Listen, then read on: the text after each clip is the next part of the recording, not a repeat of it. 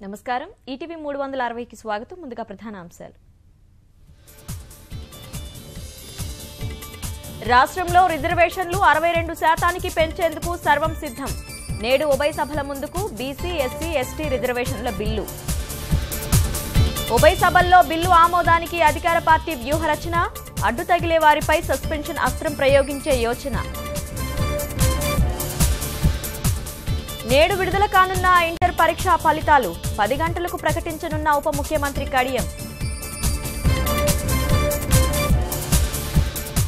సర్కారు బడుల్లో ఉపాధ్యాయులు విద్యార్థుల హాజరుపై నిఘా 5000 పాఠశాలల్లో బయోమెట్రిక్ ఏర్పాటుకు కేంద్రం సన్నాహాలు వ్యవసాయ మార్కెట్లో ధాన్యం అమ్మకానికి పడిగాపులు తేమ శాతం పేరుతో రైతుల్ని దోచేస్తున్న దళారులు జాదవ్ వ్యవహారంలో బురద జల్లేందుకు పాక్ కుతంత్రాలు 3 రా ఏజెంట్లను అరెస్టు చేసినట్లు ప్రకటన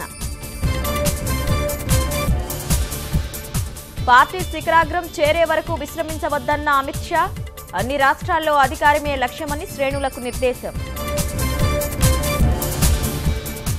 సిరియాలో షియాలే లక్ష్యంగా ఆత్మాహుతి దాడి 100 మందికి పైగా మృతి పలువురికి గాయాలు